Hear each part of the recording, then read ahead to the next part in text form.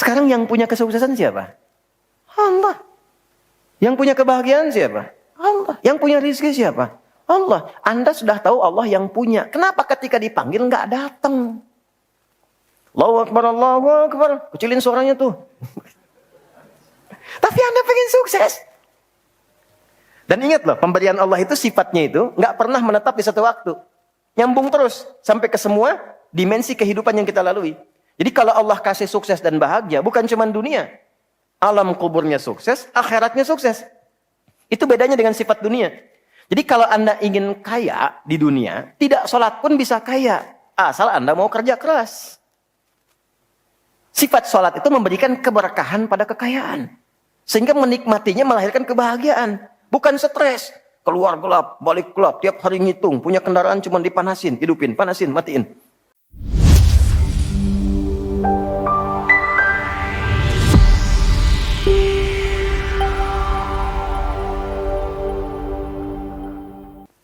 Dan ini ada fikih doa. Bagus sekali.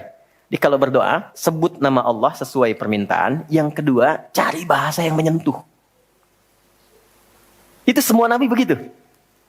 Nabi Isa saat mengonfirmasi umatnya di hadapan Allah, ya Allah, kalau engkau mau hukum, itu hambamu. Tapi kalau engkau mau ampuni, engkau yang paling banyak kasih sayangnya. Anak ibu sudah mencederai nama baik keluarga. Tiba-tiba datang ke rumah untuk minta maaf. Diterima nggak? Kadang cara menerimanya kan belum tentu langsung baik kan? Ngapain ke sini? Ada yang, kamu bukan anak saya lagi. Oh, lantas anak siapa? Tapi dimaafin juga kan? Lalu dia berkata begini, Pak, silahkan.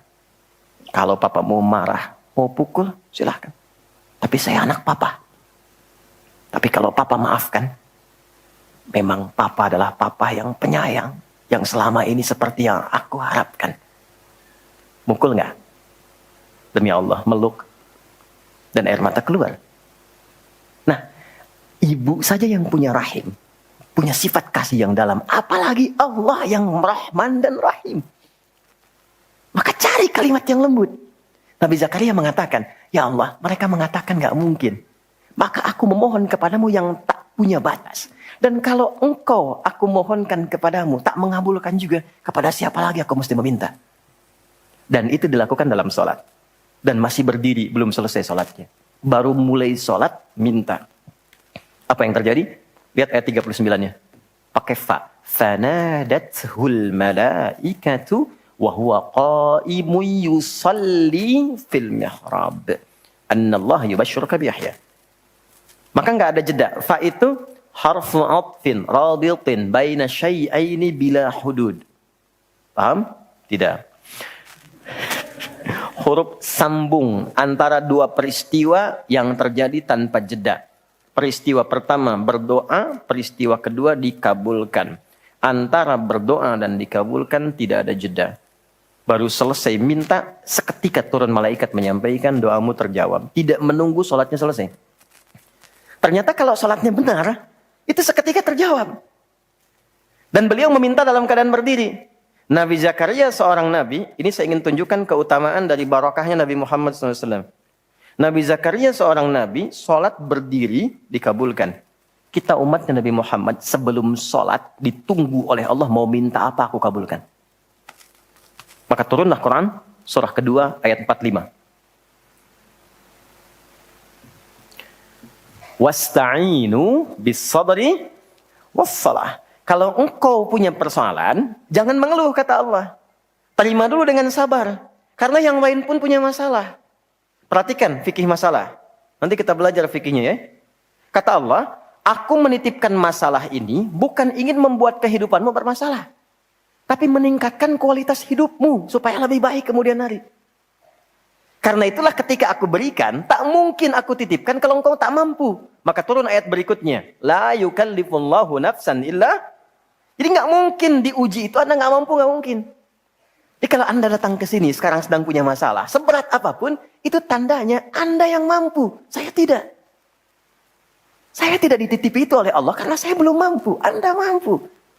Kalau Allah percaya kepada Anda, kenapa Anda pesimis? Lalu katakan, inna ma'al usri yusra. Bahasa kitanya begini, pasti berakhir, pasti selesai. Nggak ada solusinya. Kalau sedang punya persoalan, tanamkan itu dalam jiwa. Makanya disebut al-insyirah, sesuatu yang lapang. Kalau kita menerima dan mengatakan seberat apapun pasti selesai. Nggak mungkin Allah tinggalkan. Tanamkan pada jiwa. Itu minimal lapang hati kita. Ya, dan itu yang punya kita di Quran. Katakan. Yang praktekkan Jepang. Betul, di semua kegiatan pakai. Dulu ada yang senapas dengan Songgoku Songgoan itu ada benteng Takeshi kan ya? Ya kan? Kalau mau naklukkan itu, ayo kamu bisa kan? Dibuatkan optimisme dalam dirinya supaya bisa. Nah ini kita ada ayatnya. Katakan pada dirimu, pasti selesai. Gak usah mengeluh. Mengeluh tidak menyelesaikan persoalan. Terima dulu, pasti Allah tingkatkan kualitasnya. Setelah itu apa? Bawa dalam sholat. Jadi konfigurasi sholat itu begini. Kalau pagi punya masalah, kenapa dipanggil zuhur? Supaya diselesaikan dalam zuhur. Zuhur ke asar punya masalah, diselesaikan di asar. Nanti akumulasinya diselesaikan di isya. Kalau belum tuntas, tahajud. Makanya orang yang benar sholatnya, tidurnya tenang. Karena dia sudah curahkan kepada Allah. Ya Allah, engkau yang titipkan, engkau pasti selesaikan. Engkau yang berikan, engkau pakai tuntaskan. Engkau pasti tuntaskan. Lalu istighfar kan? Makanya begitu istighfar, tidurnya tenang. Gak percaya silahkan. Coba dulu evaluasi istighfar, tenangkan. Tidurnya enak. Tapi kalau Anda nggak lakukan, dalam tidur pun masih bermasalah. Kamu ini tidur. Gak enak. Itulah sholat. Nah, ayatnya berbunyi, saya hapus dulu ya. Bismillah. Allahu Akbar. Apa? Ya, alhamdulillah. Oh, presiden ngapus, Masya Allah. Ya, musyawarah. Ya. Oh, nggak usah, itu aja. Ya, baik, makasih. Jangan dihapus yang tidak ingin saya hapus ya. Baik, jazakallah khair. Ya. Cukup. Makasih, jazakallah khair. Teknis, hamba, cara. Hikmah. Ya. Oke. Quran surah 2 ayat 45. Perhatikan, ini mahal sekali ilmunya. Dan tidak di satu kitab. Mesti dikumpulkan. Quran surah 2 ayat 45. Wasta'inu bis sabri was salah. Perhatikan ya, fokus baik-baik. Perhatikan cara menerjemahkannya. Dan bila Anda memiliki persoalan dalam hidup, terima dulu dengan sabar. Sabar itu bukan diam ya. Sabar itu menerima ujian yang Allah titipkan, berikhtiar untuk menyelesaikan sesuai dengan apa yang Allah bimbing. Itu sabar namanya. Jelas? Terima dulu dengan sabar, lalu bawa itu dalam sholat. Jelas? Sampaikan, minta solusinya. Wassalah. Kalau belum yakin, imannya dipertanyakan. Kalau belum yakin, imannya dipertanyakan. Makanya nanti di ayat 153, di surah yang sama, Quran, surah 2, ayat 153. Dibuka dengan iman dulu. Ya ayyuhalladzina amanu ista'inu bis sabri wassalah. Kamu kok kayak gak beriman, kata Allah. Bukannya kamu beriman. Pakai imanmu. Bahasa kita begitu. Pakai imanmu. Orang beriman tuh dapat satu yang tidak menyenangkan, bersabar. Dapat hal yang disukai, bersyukur. Terima dulu. Bawa dalam sholat. Teruskan. Perhatikan. Ketika dibawa dalam sholat, masih ingat kisah Nabi Zakaria? Dikabulkan oleh Allah dalam keadaan ruku atau sujud tadi? Berdiri. Belum ruku, belum sujud. Masih berdiri kan? Dan dikabulkan. Kita belum berdiri, sudah dipanggil oleh Allah. Punya masalah apa? Datang. Dan saat mulai berdiri, bertakbir, berdiri, kita mohonlah dalam berdiri kepada Allah. Kalimat yang langsung Allah ajarkan. Perhatikan baik-baik. Allah perintahkan sholat. Fa'budni, ibadah kepadaku. Maka kita katakan, Iyyaka na'budu. Iyyaka na'budu. Perhatikan bahasa kitanya. Perhatikan cara menerjemahkannya. Ya Allah, Engkau perintahkan aku sholat untuk menghamba kepadamu. Sekarang aku hanya menghamba kepadamu saja. Iyyaka na'budu wa iyyaka nasta'in. Wasta'inu bentuk perintah. Kalau kita ingin rubah bentuk perintah ke dalam bentuk permintaan. Kata Allah, minta solusi. Kita ingin rubah, ya Allah kami minta solusi hanya kepadamu. Kalimatnya berubah dari ista'inu jadi nasta'in. Wa iyyaka nasta'in.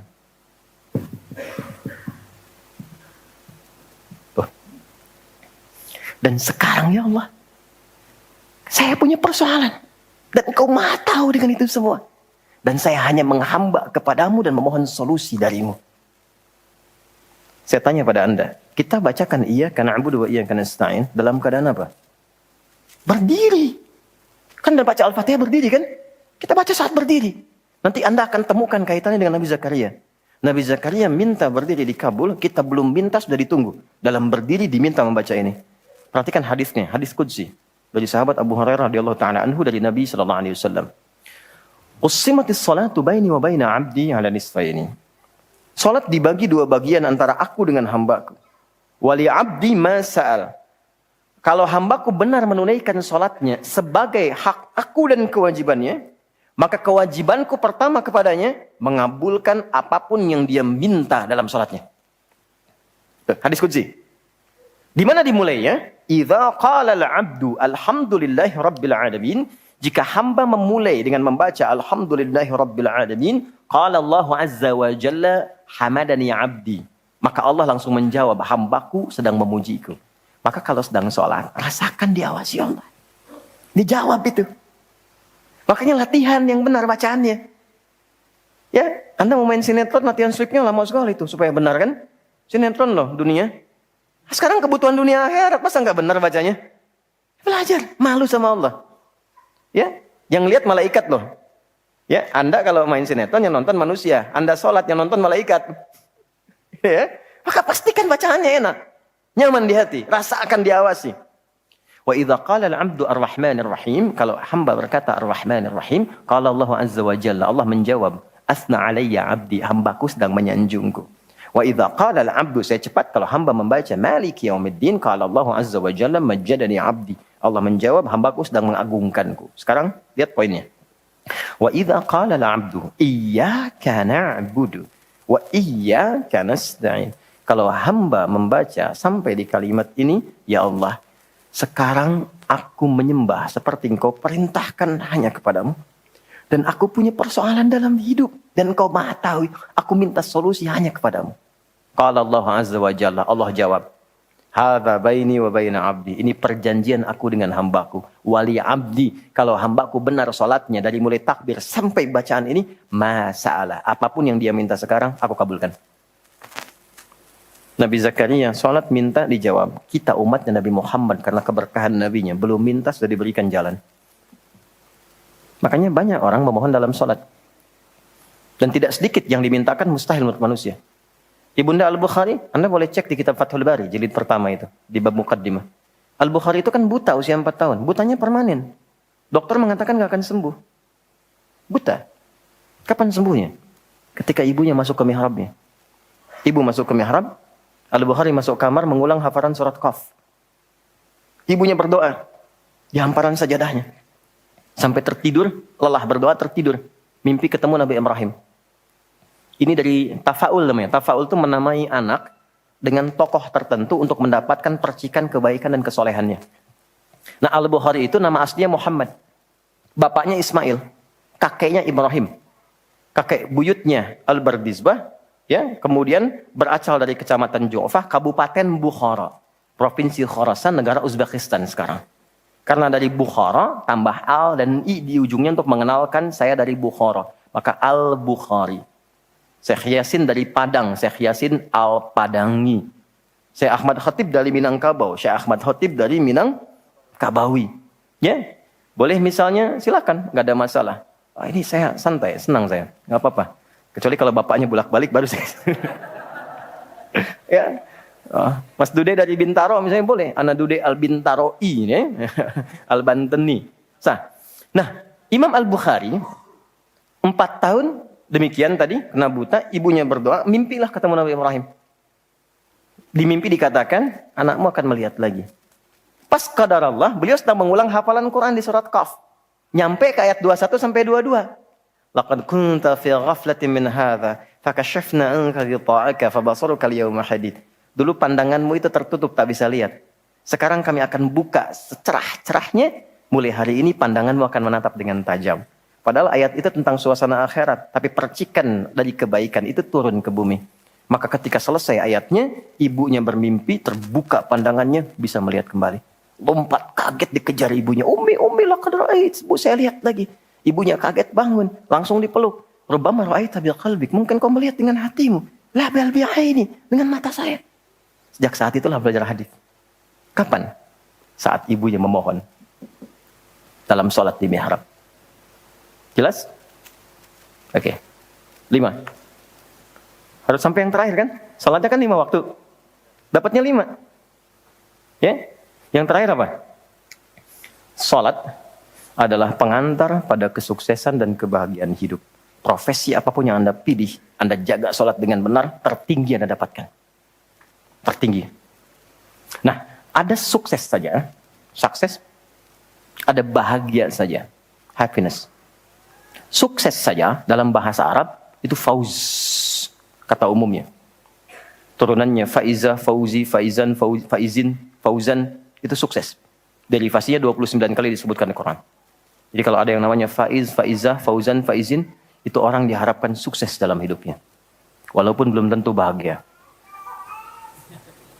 Kalau bahagia saja, belum tentu sukses, itu fariha namanya. Sifatnya farah perempuan. Laki-lakinya farhan. Jadi kalau ada yang namanya farhan, diharapkan bahagia selama hidupnya. Walaupun belum tentu sukses. Kalau Anda gabungkan keduanya, sukses dan bahagia, success and happiness, maka berubah kalimatnya menjadi falahun. Falah. Sukses dan bahagia. Coba cek panggilan sholat. 5 kali diperdengarkan setiap pergantian waktu. Hayya 'alas shalah. Kenapa sholat? Dijawab langsung, diperdengarkan di telinga kita.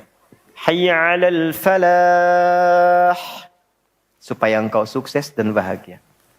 Diperdengarkan di telinga. Telinga bahasa Arabnya udhun, jamaknya adzan. Orang Islam setiap pergantian waktu, dari bangun tidur, kamu harus bahagia. Siang hari, kamu mesti sukses, mesti bahagia. Sampai mau tidur pun, tidur dalam keadaan bahagia dan sukses. Diperdengarkan tiap hari itu. Sekarang yang punya kesuksesan siapa? Allah. Yang punya kebahagiaan siapa? Allah. Yang punya rezeki siapa? Allah. Anda sudah tahu Allah yang punya. Kenapa ketika dipanggil nggak datang? Allahu Akbar, Allahu Akbar. Kecilin suaranya tuh. Tapi Anda pengen sukses. Dan ingat loh, pemberian Allah itu sifatnya itu nggak pernah menetap di satu waktu. Nyambung terus sampai ke semua dimensi kehidupan yang kita lalui. Jadi kalau Allah kasih sukses dan bahagia, bukan cuma dunia. Alam kuburnya sukses, akhiratnya sukses. Itu bedanya dengan sifat dunia. Jadi kalau Anda ingin kaya di dunia, tidak sholat pun bisa kaya. Asal Anda mau kerja keras. Sifat sholat itu memberikan keberkahan pada kekayaan. Sehingga menikmatinya melahirkan kebahagiaan. Bukan stres. Keluar gelap, balik gelap. Tiap hari ngitung. Punya kendaraan cuma dipanasin. Hidupin, panasin, matiin. Capek. Ya. Tapi ada kenikmatan. Ada value yang tinggi. Ke akhirat punya nilai. Nah kalau Anda genggam itu. Berhasil diraih. Maka berubah katanya dari salah jadi aflah. Aflah itu orang yang menggenggam kesuksesan, kebahagiaan.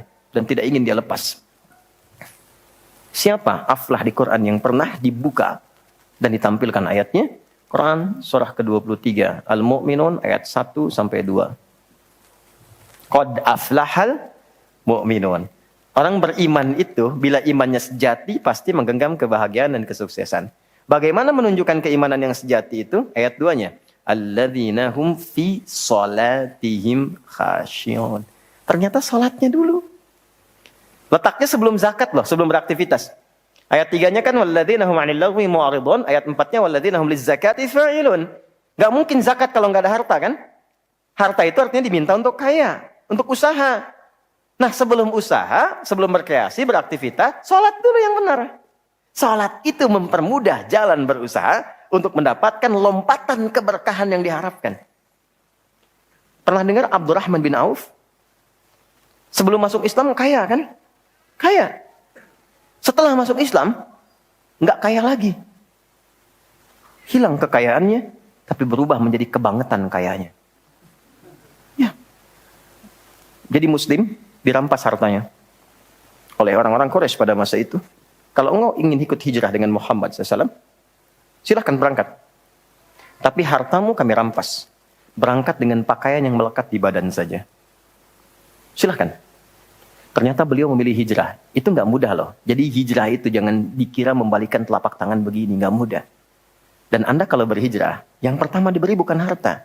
Kalau motivasi Anda hijrah mendapatkan harta, salah Anda. Capek pasti. Bikin apapun capek. Kalau Anda ibadah untuk dapat kedudukan, capek. Capek. Tapi niatkan benar karena Allah. Yang paling menarik apa? Ya, saya berangkat. Dan jaraknya 400 km cuma jalan kaki, nggak ada kendaraan. Medannya nggak mudah. Tapi yang bisa menerima itu belum tentu semua keluarga. Makanya kalau suami ingin berubah, diskusi dengan istri yang baik. Karena kalau belum siap, kadang-kadang butuh waktu, nggak apa-apa.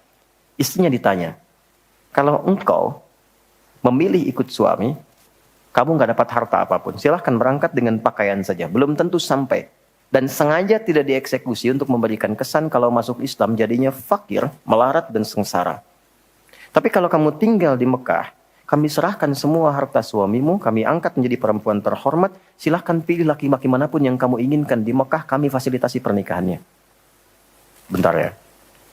Kalau Anda, para ibu, dalam posisi demikian, anggap suami nggak ikut hari ini. Ikut suami, harta diambil, hanya dengan pakaian saja, berangkat jauh, belum tentu sampai, atau tinggal di Mekah, semua kekayaan suami diberikan, pilih laki-laki manapun difasilitasi pernikahannya. Ikut suami atau tinggal di Mekah? Lemah ikut suami. Ternyata istrinya pada masa itu memilih tinggal di Mekah. Belum siap. Abdurrahman bin Auf berangkat. Hebatnya orang Madinah, kenapa disebut dengan Ansar? Ansar itu sifat menolong tanpa pamrih dengan pertolongan yang dalam. Jadi kalau ada yang haus disambutnya oleh yang bawa minuman. Yang lapar disambutnya oleh yang bawa makanan. Dan tanpa pamrih sampai nanti diviralkan di Quran surah 59 ayat 9 sampai 10. Wa yu'thiruna 'ala anfusihim walau kana bihim khasassah.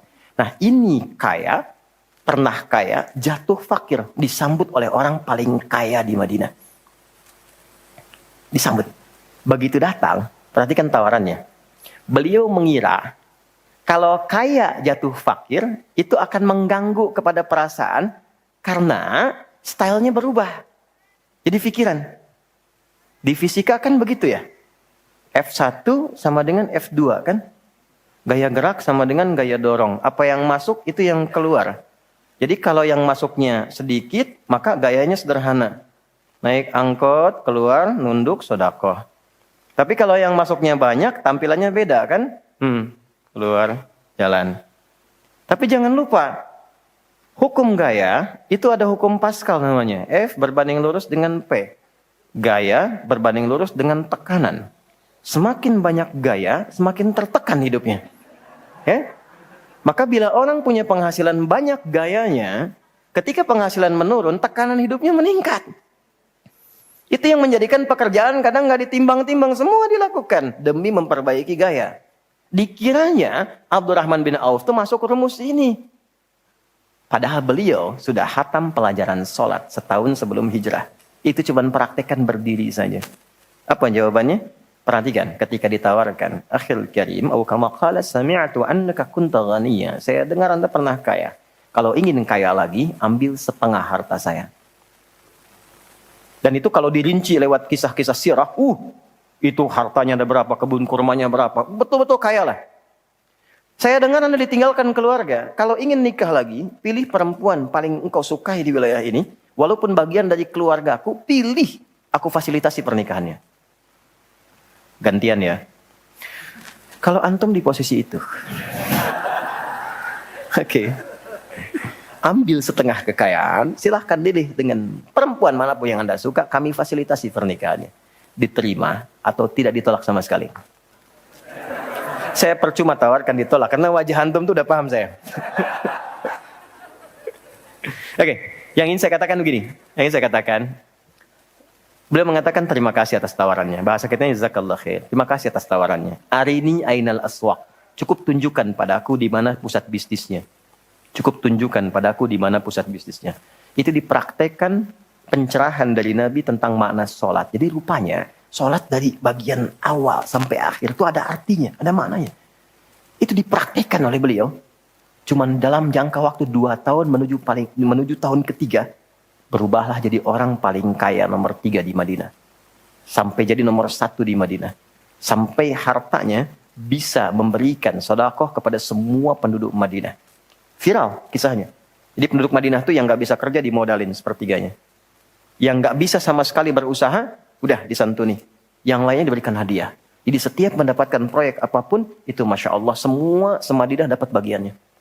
Dan termasuk yang didoakan oleh keluarga Nabi, yaitu Sayyidah Aisyah radhiyallahu ta'ala anha. Karena berkah hartanya.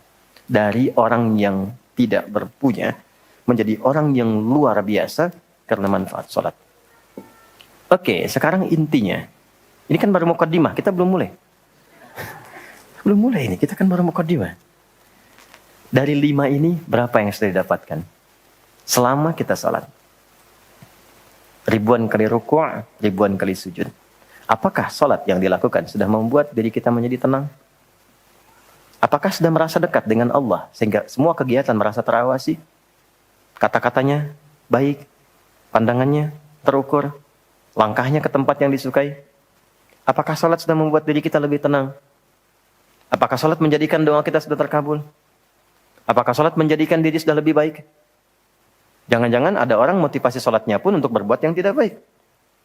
Ada masuk ke masjid bukan untuk sholat, begitu takbir mundur ke belakang, kotak infak hilang. Apa yang salah? Rakaatnya sama dari dulu sampai sekarang, subuh 2 rakaat. Duhur 4, asar 4, maghrib 3, isya 4. Dari awal bacaan pokoknya sama semua. Kenapa hasilnya bisa beda? Sumbernya hanya 2 masalahnya. Masalahnya 2. 1, boleh jadi orang sholat itu, kata Allah, tidak mendapatkan 1 dari 5 ini karena kurang khusyuk dalam sholatnya. Problem yang pertama.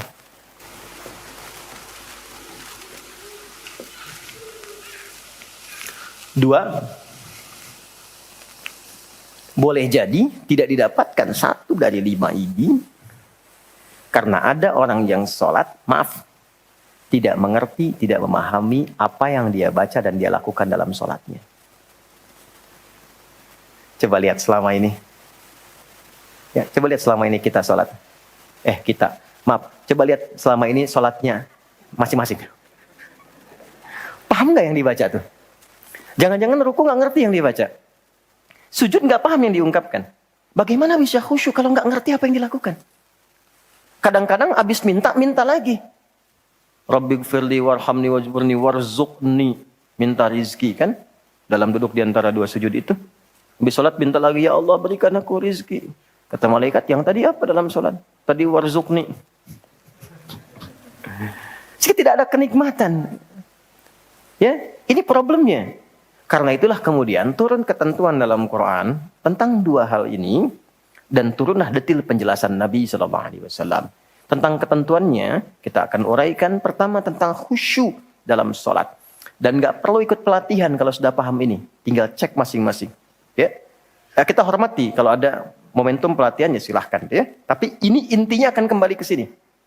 Yuk kita mulai tentang khusyuk dalam sholat di Quran surah kedua ayat 45 sampai 46. Semua tetap di posisinya supaya bisa fokus. Biarkan saya yang menulis, menerangkan, menghapus, dan menjelaskan. Stop. Oke, nggak apa-apa. Ya. Alhamdulillah. Jazakallah khair. Man dalla ala khairin falahu ajruhu mithla ajri fa'ilihi min ghairi an yankusa min ajri syai'. Siapa yang memfasilitasi, menolong pada kebaikan, dia akan dapat pahala yang sama dengan yang melakukan. Mudah-mudahan yang menghapus sama dengan yang menulis pahalanya. Sepanjang dia tidak menghapus apa yang ingin saya tuliskan sebelumnya. Khusyuk tadi di sini ya tulisannya. Khusyuk. Jazakallah khair. Quran surah kedua ayat 45 sampai 46. Oke, pelan-pelan. Wasta'inu bis-sabri was-salah. Wa innaha lakabiratun illa 'alal khashi'in. Fokus, tenang. Di sini Allah mengkomparasikan antara sabar dengan khusyuk. Sabar aja nggak mudah kan? Khusyuk itu di atas sabar. Jadi kalau nggak paham ilmunya, sulit mendapatkan khusyuk. Oke. Wasta'inu, jika Anda punya persoalan dalam hidup, bisa terimalah dengan sabar dulu. Catat, runtutkan, wassalah. Bawa dalam salat, minta solusi kepada Allah. Wa innaha, lihat kata gantinya ha, bukan hu. Kalau hu ke sabar, huma keduanya, ha ke salat. Dan salat itu lakabiratun, pakai lam, lamnya taukid. Penguat. Sungguh, kalau tidak serius, tidak benar, akan dirasakan berat. Jangankan saat memulai, ya dapat panggilan aja, kalau memang sifat khusyuk belum ada, itu berat. Berat. Kalau khusyuk itu belum ada, berat. Allahu Akbar, mau bangun berat. Tapi kalau khusyuk sudah ada, belum dipanggil, udah siap-siap. Subuh jam 4.35, jam 4 udah bangun. Untuk persiapan. Supaya begitu menunaikan yang pokok sudah khusyuk. Kan? Tapi kalau itu belum ada, panggilan 4.35, bangun 5.34 pun belum sadar. Biasa aja. Illa 'alal khashi'in. Kecuali bagi orang khusyuk. Nah, siapa orang khusyuk itu? Ini penjelasan dari Al-Qur'annya.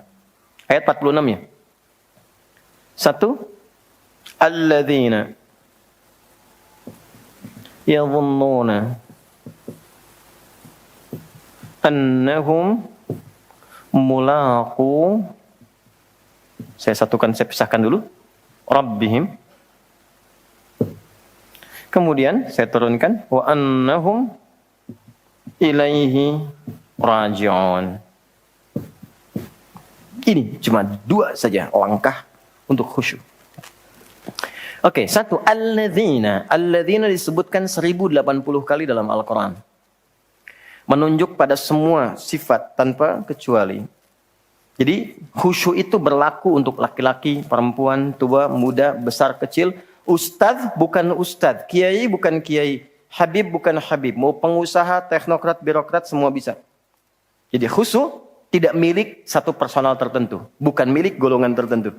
Tapi khusyuk terbuka untuk siapapun. Bagaimana mendapatkan kekhusyuan? Alladzina yadhunnuna. Yadhunnun ada ya. Sesuatu dalam bahasa Arab berbentuk kata kerja dibuka dengan satu di antara 4 huruf. Hamzah, nun, ya, dan ta.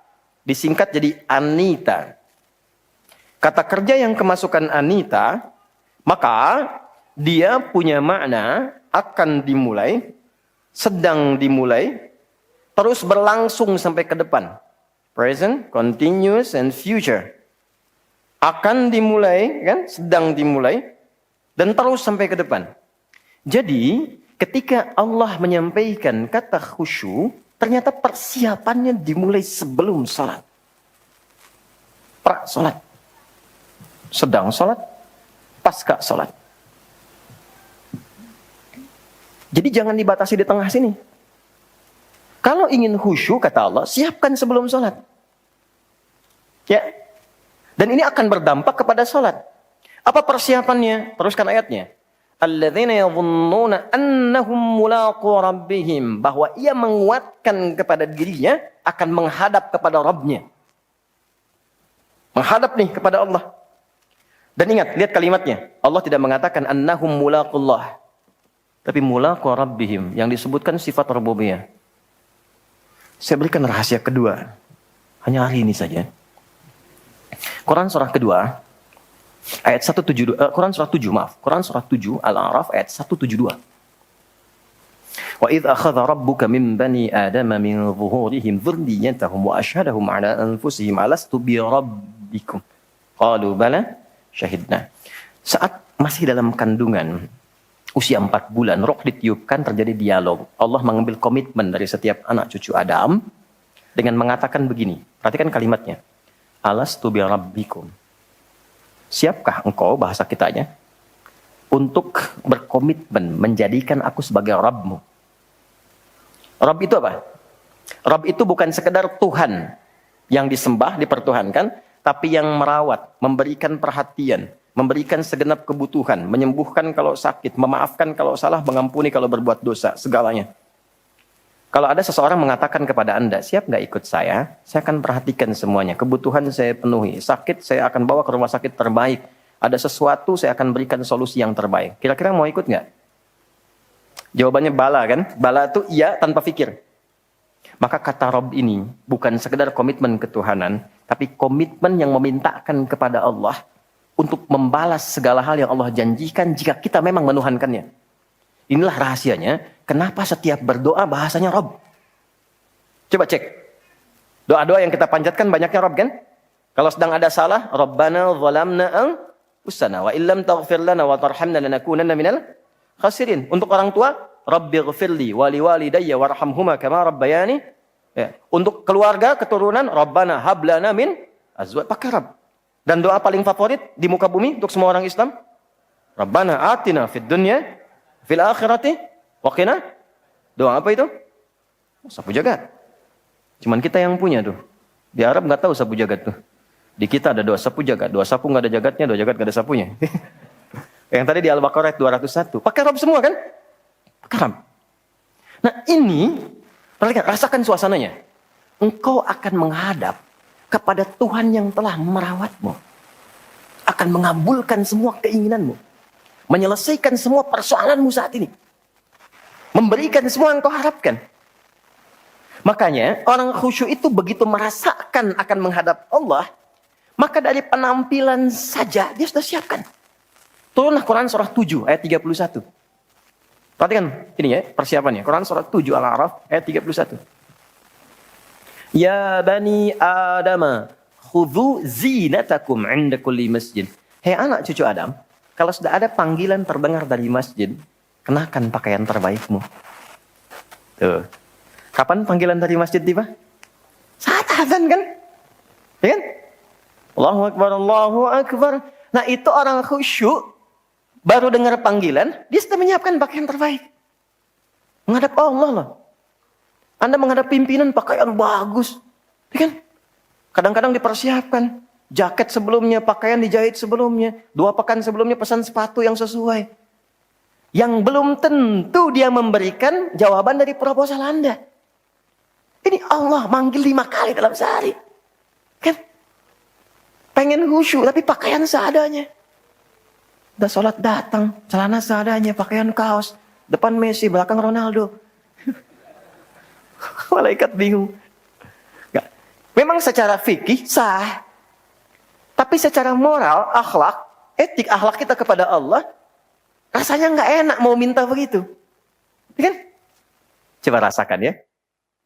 Anda nanti pas mau sholat misalnya, malam lah supaya rasanya ke hati lebih kuat. Cari pakaian terbaik. Rasakan kenikmatannya. Persiapkan dengan baik. Berwudu dengan benar. Demi Allah saya katakan, tidak ada yang paling indah suasananya ketika Anda datang dengan penampilan demikian. Rasakan bedanya. Bedakan rasanya. Pasti akan terasa bedanya. Lain. Ketemu ini, Rob. Di masjid itu kan cuma 2 panggilan kan? Kalau bukan panggilan untuk sholat, ya kan? Yang kedua apa? Meninggal kan? Telah meninggal dunia, gitu kan? Perhatikan. Wa annahum ilaihi raji'un. Kenapa Anda persiapkan itu? Rasakan. Mungkin itu panggilan untuk kembali kepada Allah. Adzan artinya apa? Bukanlah. Panggilan. Yang manggil siapa? Allah lewat muadzin. Dipanggil Allah. Joni, ada Joni di sini? Ada. Oh, Cepi ada. Saya ganti supaya nggak ada. Cepi dipanggil Allah. Apa artinya? Kenapa lemes jawabnya? Kita tiap hari dipanggil Allah. Siapa yang bisa memastikan kapan dia pulang? Tidak ada. Kenapa nggak merasakan bahwa panggilan sholat itu mungkin panggilan pulang kita? Dan tidak ada yang paling indah kecuali pulang dalam keadaan sujud. Kita nggak tahu kapan pulang. Dan kita yakin kita akan meninggal. Dan tidak ada yang paling indah kecuali meninggal dengan pakaian terbaik yang paling halal yang pernah kita dapetin. Dan kita nggak tahu persiapannya bagaimana. Orang-orang soleh punya firasat, punya persiapan. Kita bagaimana? Saya mau cerita sedikit ya. Oh ya, sedikit ya, sebentar. Ya, ada kisah nyata seorang ibu di satu desa dan saya kenal. Jadi bukan karangan, saya berjumpa dengan orangnya dan saya bersaksi bahwa ibunya salehah, suaminya saleh, keluarganya saleh semua. Insya Allah. Ibu ini kena diabetes. Sampai menjalar ke tubuhnya sudah nggak bisa beraktivitas normal, bergerak. Gigi sudah mulai tanggal beberapa.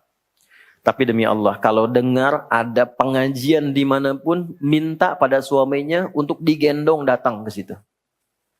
Ibu ini. Satu kali, anaknya mengajukan putus sekolah di kuliahan. Tiba kemudian satu waktu, ibunya tiba-tiba bangun. Sehat lagi. Ini kisah nyata. Lalu beliau buka lemari pakaiannya, berdandan, tapi indah, bagus. Keluar dari kamar, lihat anak, suami, kaget. Sebelum berkata, ditemuin, digandeng tangan keduanya, duduk di sofa bertiga. Kata ibu, ya ini kisah nyata. Nak, tolong buatkan susu ya buat mama. Bikin susu. Suami belum bisa berkata tuh, karena masih kaget. Begitu datang susu, duduk, tolong bacakan Quran ya. Baca Quran. Begitu sudah dibaca, dengar, kata. Tiba-tiba tangan yang menggenggam suami itu terasa kaku. Beliau meninggal dalam genggaman bersama suaminya, dibuatkan susu oleh anak yang telah disusuinya.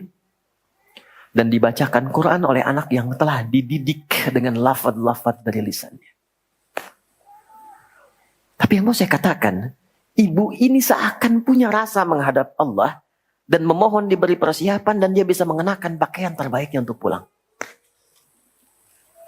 Saya waktu tengok Ustaz Arifin Ilham itu di rumah sakit.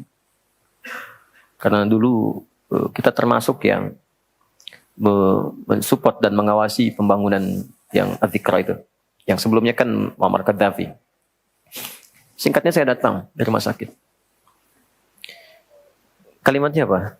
Saya langsung saja ke intinya. Ustaz, liqa Allah.